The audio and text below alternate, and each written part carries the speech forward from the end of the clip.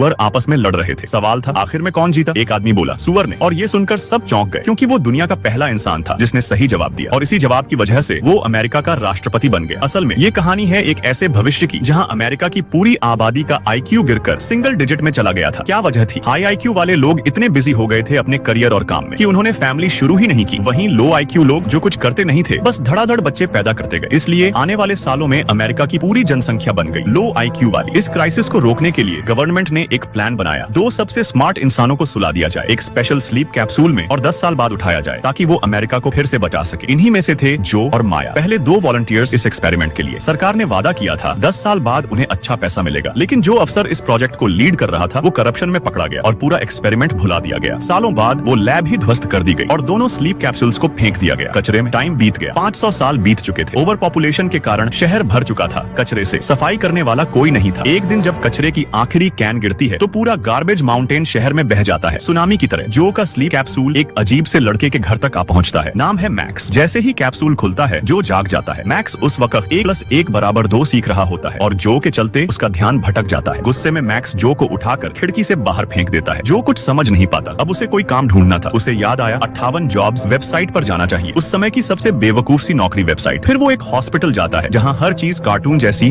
और बिल्कुल बेसिर पैर की लगती है। पेशेंट, डॉक्टर और रोबोट, कोई भी समझदार नहीं दिखता। जो को चेकअप कराना था। एक मशीन से रजिस्ट्रेशन किया, बिना जाने क्या सिलेक्ट किया। डॉक्टर ने उसे 3 रॉड दी, एक मुंह में, एक कान में और एक पीछे। जैसे ही जो ने इंस्ट्रक्शंस फॉलो किए, डॉक्टर बोला उप्स, उल्टा हो गया। जो पीछे गया था उसे तो मुंह में डालना था। जो भागकर नल पर गया मुंह धोने। फिर उसे एक मैगजीन दिखी जिसमें लिखा था ईयर 2505। वो समझ गया। वो 500 साल तक सोया रहा। खिड़की से बाहर देखा, इमारतें टेढ़ी मेढ़ी, गाड़ियां बिना इंजन के चल रही थी। हर चीज जैसे हद से ज्यादा स्टूपिड हो चुकी थी। रात को वो एक वेंडिंग मशीन से कुछ लेने गया, तभी 2 पुलिस वाले आए और बिना पूछे उसे गिराकर पकड़ लिया। जो कोर्ट पहुंच गया। जज दिखने में ही कंफ्यूज्ड था। जो ने कहा मुझे लॉयर चाहिए और जो वकील आया वो मैक्स ही था, वही जिसने उसे खिड़की से फेंका था। मैक्स ने पूरा डिफेंड किया और जो को 7 दिन की जगह 3 साल जेल की सजा मिल गई। साथ में एक IQ टेस्ट देना भी जरूरी कर दिया गया। लेकिन जब जो ने टेस्ट देखा तो इंसल्टेड फील किया। सवाल था पहली बाल्टी में 5 लीटर पानी है, दूसरी में 6 लीटर, तो कुल कितनी बाल्टियां हैं? पूरे कमरे में साइलेंस था। लोग जेन्युइनली सोच रहे थे। जो ने वहीं एक प्लान बना लिया। उसने गार्ड से कहा आज मेरी रिहाई का दिन है। गार्ड ने एक जोरदार थप्पड़ मारा, फिर बोला गलत लाइन में खड़ा है, उधर निकल। और जो ऐसे ही जेल से बाहर निकल गया। अब पुलिस को शक हो गया और मेन गेट पर लगी गन ने फायरिंग शुरू कर दी। जो भागते हुए मैक्स के घर पहुंचा। अब उसे मैक्स की जरूरत थी। वो चाहता था मैक्स उसे टाइम मशीन ढूंढ कर दे, क्योंकि 500 साल पहले ही ह्यूमन ने टाइम ट्रैवल पर काम शुरू कर दिया था। तो लॉजिकली अब तक तो मशीन बन चुकी होगी। बस एक बार वो वापस 2025 लौट गया तो मैक्स के अकाउंट में उसके सारे पैसे ट्रांसफर कर देगा।